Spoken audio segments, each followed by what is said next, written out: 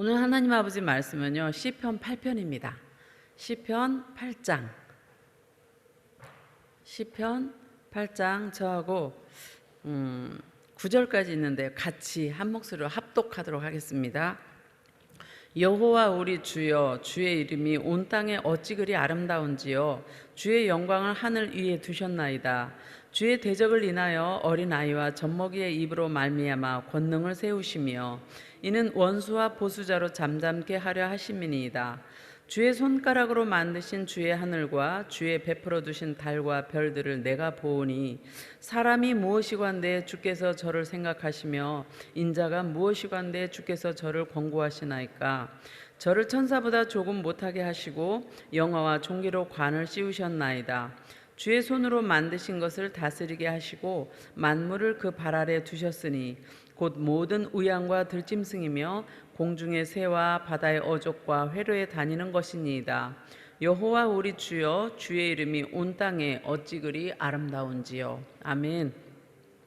오늘은 효와 행복 80페이지입니다. 효와 행복 80페이지 제목은 사람이 무엇이관대 내가 누구관대입니다. 효와 행복을 제가 읽겠습니다. 입이 딱 벌어질 정도로 장엄한 풍경을 본 적이 있는가? 그것을 만드신 하나님의 광대하심을 느껴본 적이 있는가? 다윗은 사막 위에서 밤하늘의 별들을 보다가 그런 경험을 한다. 다윗은 주의 손가락으로 만드신 주의 하늘과 주의 베풀어 두신 달과 별들을 보면서 우주의 아름다움과 광대함에 놀란다. 불빛 하나 없는 깜깜한 사막에 끝없이 펼쳐진 찬란한 별들을 상상해보자. 끝을 알 수 없을 만큼 저 먼 곳에서 뿜어나오는 별빛을 보면 우주의 광활함에 경탄할 것이다. 그리고 그것을 만드신 하나님이 달보다 별보다 우주보다 얼마나 더 크신 분인지 상상하는 것만으로도 경외심을 갖게 될 것이다. 그러나 그보다 더욱더 놀라운 사실은 아름답고도 장엄한 우주를 만드신 하나님께서 지극히 작은 존재인 사람, 즉 나를 아신다는 것이다. 이 넓은 우주 가운데서도 지구라는 별 속에 79억의 사람 가운데 사는 나를 아신다. 아실 뿐만 아니라 사랑하고 돌보신다. 아름다운 우주 만물이 아니라 나를 사랑하신다.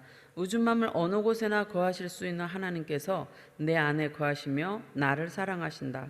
하나님께서는 매년 봄마다 나를 위해 꽃을 피우고 아침마다 해를 선물하신다. 이 아름답고 광대한 자연과 우주는 바로 나를 위해 만드신 하나님의 작품이다. 또한 하나님께서는 우리를 높여 영화와 종기로 관을 씌우시고 만물을 우리의 발 아래 두어 다스리게 하셨다.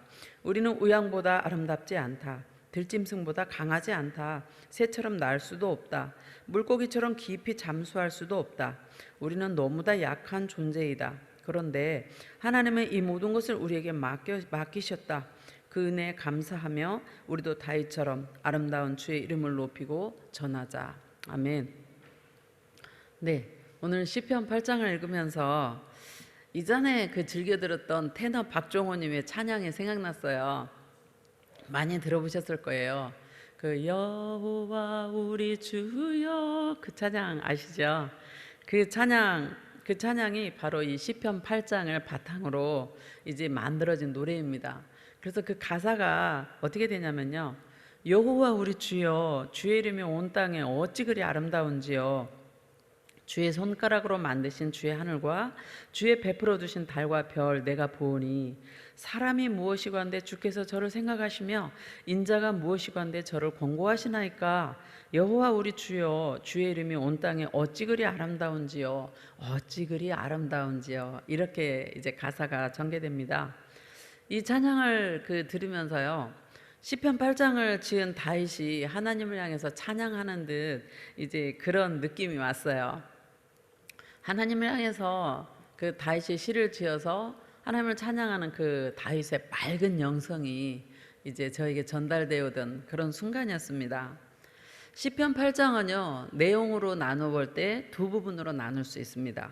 먼저 1절에서 3절은요, 자연계를 창조하신 그 하나님을 찬양하는 부분이고요, 4절 이하에는 인간계를 창조하신 하나님을 찬양하는 부분입니다. 이 두 부분 중에서 이 새벽에는 1절과 4절, 5절에 관한 4절, 5절에 나타나는 인간에 대한 내용을 함께 나누려고 합니다. 먼저 1절을 제가 우리말 성경으로 읽어보겠습니다. 여호와 우리 주여, 주의 이름이 온 땅에 어찌 그리 장엄한지요. 주께서 그 영광을 하늘 위에 두셨습니다.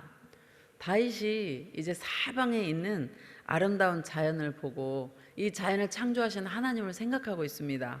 그러면서 그 하나님께 영광을 돌리는 부분이 1절입니다. 놀랍고도 신비한 그 아름다운 자연을 보니까 그 자연을 만드신 하나님이 생각이 나는 거죠. 그래서 하나님을 찬양하지 않을 수 없다라고 이제 다윗이 고백하는데요. 다윗은 영감을 받아서 직접 시를 지어서 하나님께 찬양한 멋진 시인이기도 합니다. 다윗의 이 마음을 아주 조금은 저도 맛본 기억이 있어요. 30년 전에 남편과 함께 필리핀을 여행한 적이 있어요. 필리핀의 이제 그 수도인 마닐라라는 그 지역은 알겠는데 어디인지 정확히 지금 지명이 생각이 나지 않는데, 남편과 제가 그 현지인이 노를 젓던 그 나룻배에 올라탔습니다. 그래서 긴 강을 이제 그 현지인이 배를 노져가면서 저희가 보는데요. 강 좌우로 아주 그 기암 개석들이 많고 깎아지른 그 높은 산들, 뭐 푸르름들이 울창하게 이제 보여지는 거예요. 그거를 보면서 너무 아름답고 이거를 지으신 하나님이 생각이 나니까 가만히 있을 수가 없는 거예요. 그래서 주 하나님 지으신 모든 세계 이러면서 막 찬양을 했죠. 그리고 이제 조금 더 가서는 남편하고 같이 듀엣으로 참 아름다워라 이렇게 막 불렀어요. 그러니까 그 노를 쳤던 현지인이 원더풀 원더풀 막 이랬던 기억이 이제 새롭게 나는데요. 어떻게 저만 그랬겠어요. 여기 계신 모든 분들도 아름다운 자연을 보면서 하나님 정말 멋지시다고 고백했던 그런 기억이 있는 걸로 있을 줄로 압니다. 이렇게 봄에 한번 생각해 보세요. 막 뾰족뾰족 올라오는 그 새순을 보면은 너무 신기하고 예쁘잖아요. 그러면서 그 새순들을 보면서 하나님 정말 예뻐요. 이 새순들 좀 보세요. 세상에 죽은 것 같은 생명들이 땅 속에 있다가 이렇게 올라오네요. 하나님 참 멋지세요. 뭐 이런 것도 생각하고, 또 흐드러지게 핀 그 벚꽃들을 보면서 하나님 너무 멋져요. 이 아름다운 벚꽃, 이 아름다운 뭐 노랗고 빨갛고 파랗고 막 이런 꽃들 만드신 하나님, 막 그렇게 고백하게 되잖아요. 하나님은 도대체 얼마나 멋지신 하나님이면 이렇게 아름다운 것들을 만드실 수 있느냐고 이제 저희가 막 고백했을 것 같아요. 이제 가을에 또 울긋불긋 뭐 산에 단풍진 것들 보시면 또 그때 막 이제 탄성을 다하죠. 그거를 뭐 햇빛의 광합성 작용으로 단풍이 졌다 이렇게 생각하지 않잖아요. 이 모든 과학까지도 하나님이 만드셨지만 우리 눈에 보여주는 이 아름다움을 하나님의 창조하심에 대해서 저희는 정말 놀라지 않을 수 없는 거죠. 특히 높고 높은 그 하늘, 깊고 맑은 그 바다를 보면요, 하나님을 경외하는 그 마음이 더 깊어지죠. 하나님은 두렵기까지 그렇게 생각이 드는 그런 생각들을 많이 이제 같이 느꼈을 거라고 생각해요. 왜 이렇게 자연을 보면서 저희가 하나님을 생각하게 될까요? 왜 하나님이 멋지다라고 고백하게 될까요? 그것은 하나님이 이 천지 우주 만물을 만드셨음을 저희가 알기 때문입니다. 우리가 하나님의 자녀이기 때문이죠. 하나님을 모르는 사람들은요, 이 천지, 이 자연, 대자연을 보면서 하나님을 생각하지 않습니다. 그들은 하나님이 계시다라고 생각하지 않아요. 왜냐하면 나면서부터 죄인이고 나면서부터 영이 죽어서 나온 인간들은, 우리는 예수 믿고 영이 살았지만 그 영이 죽은 사람들은요, 하나님을 도무지 알 수가 없어요. 왜냐하면 하나님, 영으로 계신 하나님을 우리의 그 인간의 영과 함께 이렇게 소통을 하는데 영이 죽어 있는 그 인간들이 하나님을 알 리가 없죠. 그러니까 하나님은 없다라고 이렇게 말하기도 하고요.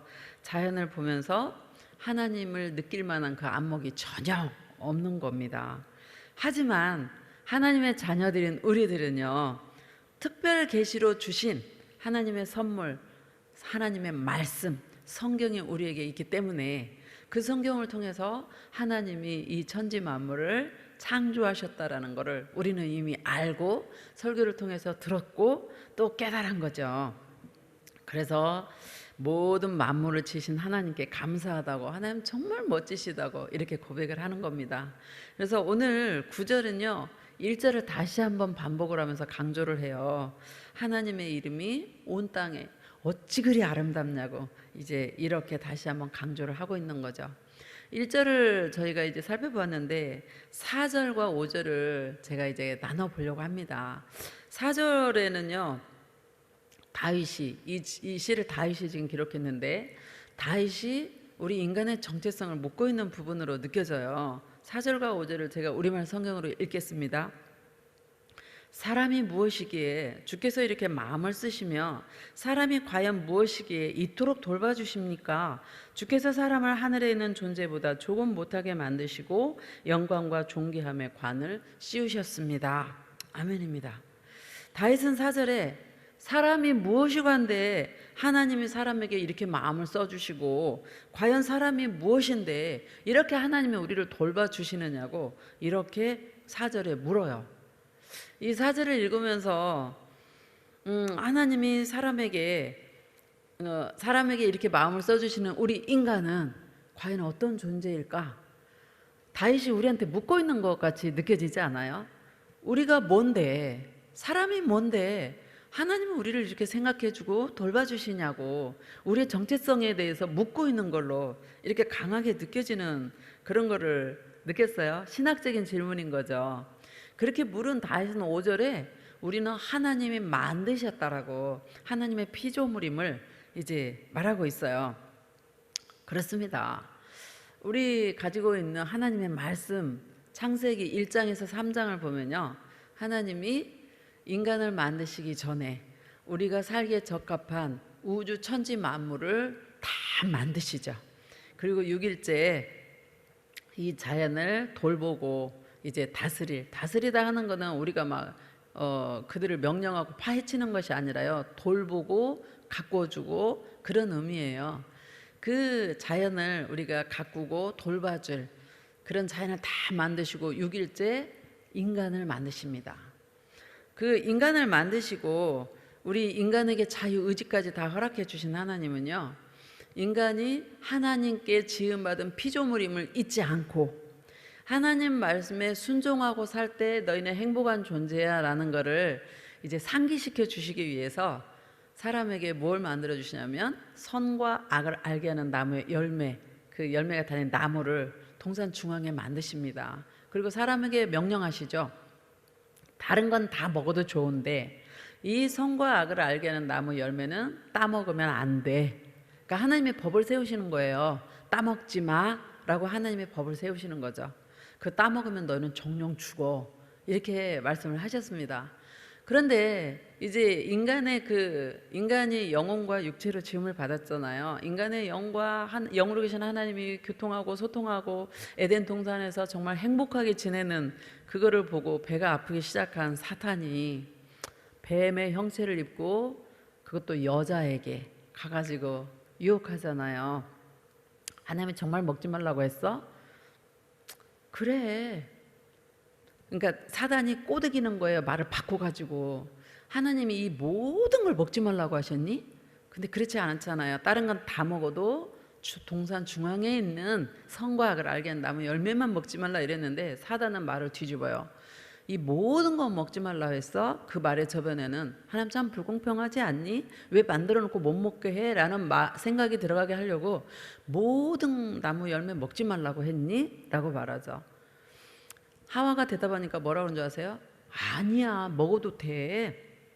저거를 먹으면 하나님처럼 눈이 밝아지고 너희가 선과 악을 알게 될 거라 하나님이 아시는 거야. 먹어. 하나님처럼 될 거야. 먹어. 그 유혹에 하와가 하나님처럼 되고 싶고 또 보니까 어때요? 보암직도 하고 먹음직도 하고 지혜롭게 할 만큼 탐스러우니까 따서 먹어버립니다. 먹고 자기만 먹고 말리시지 함께 살고 있는 아담에게도 주어요. 아담과 하와는 그거를 먹으면서 어떻게 되나요? 타락을 하게 되죠. 그러니까 창세기 3장에 보면 창세기 3장 7절에 그걸 먹고 나니까 눈이 밝아졌다라고 이렇게 표현했는데 눈이 밝아라는 그 원어는요 히브리어로 파카흐라는 단어예요. 그 단어는 뭐냐면 하나님에 대해서는 눈이 멀어져요. 선에 대해서는 눈이 멀어지는데 악에 대해서, 죄에 대해서 그 눈이 열리면서 그 죄로 향해서 치닫는 그런 표현이 눈이 밝아졌다라는 표현이에요. 그렇게 선과 악을 알게 된 나무 열매를 따먹고 나서 그동안 둘이 벌거벗었어도 서로 부끄러운 줄을 모르고 서로 하나가 돼서 살았던 아담과 하와가 어떻게 되나요?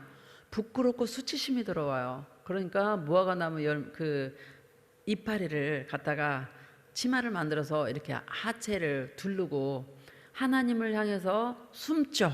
하나님이 이렇게 선을 할 때 동산을 거니는 소리에 아담과 하와가 숨고 맙니다. 하나님이 그렇게 세우신 법을 어긴 아담과 하와는요, 하나님의 심판을 초래합니다. 그래서 하나님이 그들을 심판하실 때 먼저 뱀, 그리고 여자, 아담, 이 순서로 심판을 하죠. 여자는 어떤 벌을 받나요? 아기 낳을 때 죽기까지 아파요. 남자는 이마에 땀이 흐르도록 일해야 먹고 살아요. 오늘날로 말하면 너희 쉽게 돈 못 벌어, 그 표현이죠. 그리고 아담과 하와를 에덴 동산에서 쫓아내셨습니다. 열매를 먹으면 정녕 죽을 거야 라고 말씀하신 것처럼 아담과 하와가 그 열매를 따먹자 뭐가 죽어버렸습니까? 영이 죽어버렸습니다. 영이 죽었고요. 영이 죽으니까 하나님과의 소통이 끊어져 버립니다. 영으로 계신 하나님과의 교통이 끊어졌고요. 영만 죽은 게 아니라 원래 아담과 하와는 죽음을 모르는 존재로, 죽지 않을 존재로 하나님이 만드셨어요. 그런데 죄를 짓고 죄값은 사망이에요. 죽음을 아는 육체가 되게 만들어진 거죠. 그러니까 죽음을 자초한 거죠, 인간이. 그래서 사람이 범죄함으로 영도 죽었고 육신도 언젠가는 한번 죽는 존재가 되어버렸고요. 하나님과의 관계가 막혀버렸습니다. 그것만인가요? 사랑과의 관계도 깨져버립니다. 그 죄로 인해서. 어떻게 깨지냐면 아담과 하와가 굉장히 둘이 서로 사랑했잖아요. 아담이 하와를 보면서 너는 내 뼈 중에 뼈고 살 중에 살이라고 막 이렇게 아름다운 칭찬과 감탄을 했는데 하나님 앞에서 너희들 선악과 먹었니? 하나님 아시면서도 물어보시잖아요. 그런데 뭐라 그래요, 아담이?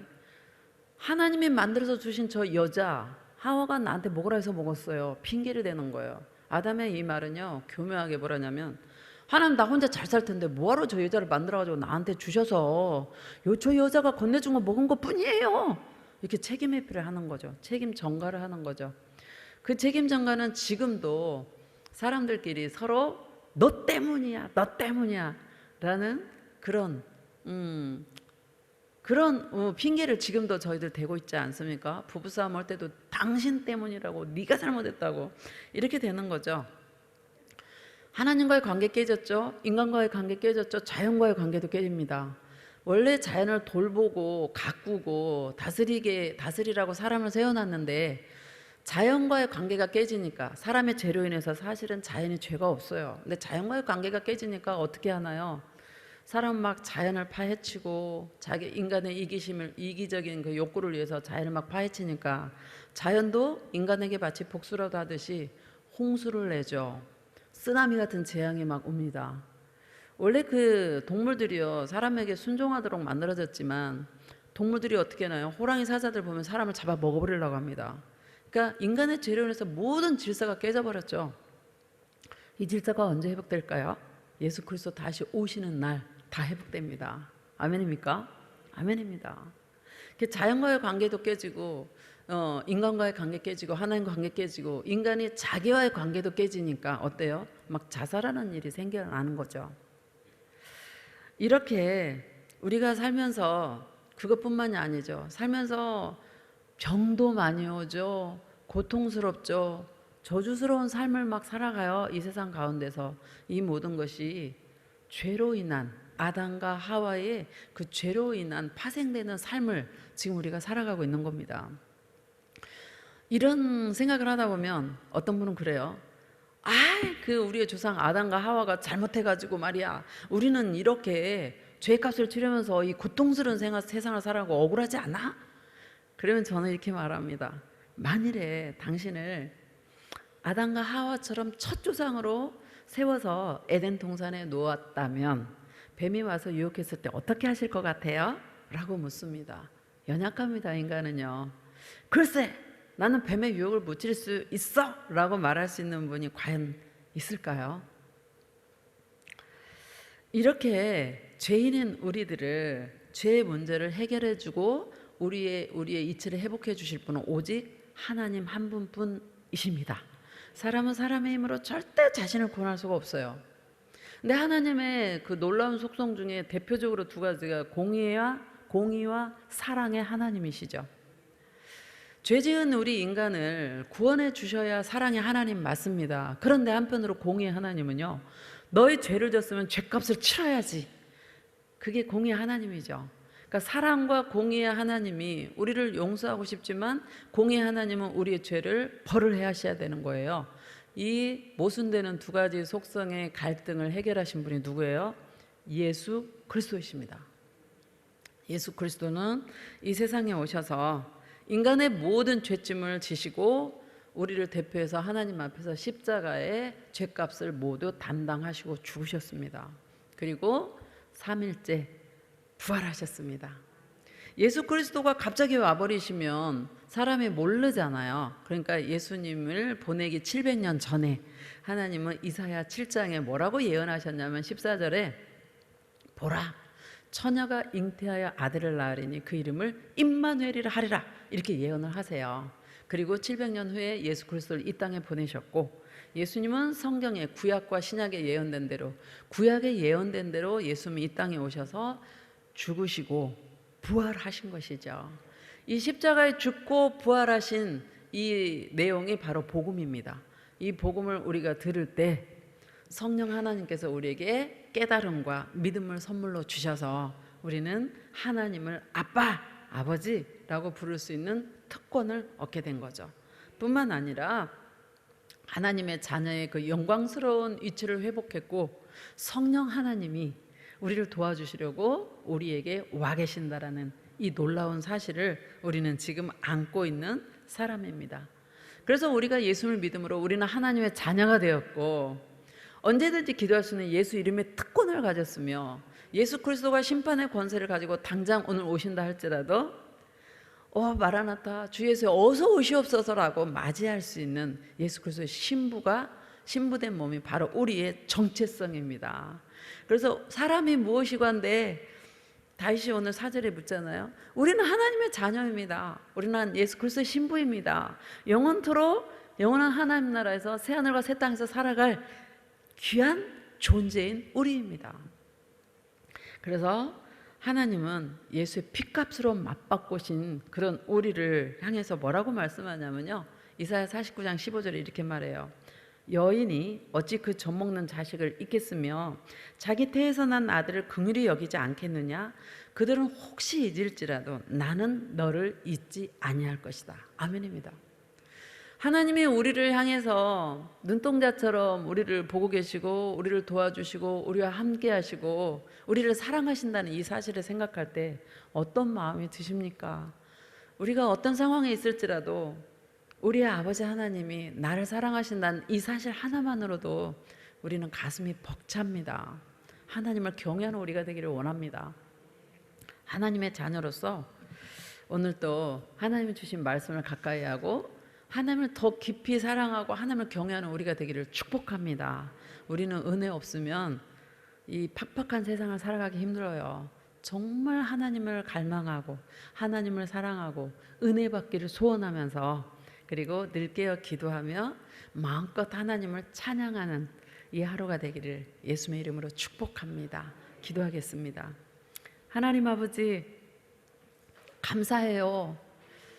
정말 하나님 생각할수록 감사하고 하나님 사랑합니다. 사람이 무엇이건데 하나님이 이처럼 우리를 사랑하고 돌봐주십니까? 4절에 물은 것처럼 하나님이 우리를 창조하셨고 죄로 인해서 깨어졌던 우리를 예수 그리스도를 보내셔서 회복하심으로 하나님의 자녀 삼아주신 우리, 예수 그리스도의 신부된 우리, 영원한 하나님 나라에서 새하늘과 새 땅에서 영원히 살아갈 우리임을 아버지 이 아침에 다시 한번 확인하게 해주심을 감사합니다. 하나님께서 우리를 도와주시라고 성령님을 보내주셨고 성령님이 우리 안에 계신 줄 확신합니다. 성령 하나님 의지합니다. 인정합니다. 이 하루 저희가 살아갈 때 우리가 정말 하나님의 통치에 순종하는 겸손한 하나님의 영광을 나타내는 귀한 이 한 날 되도록 역사하여 주시옵소서. 이 하루도 함께 하실 줄 믿사옵고 이 모든 말씀 예수님 이름으로 축복하고 기도합니다. 아멘.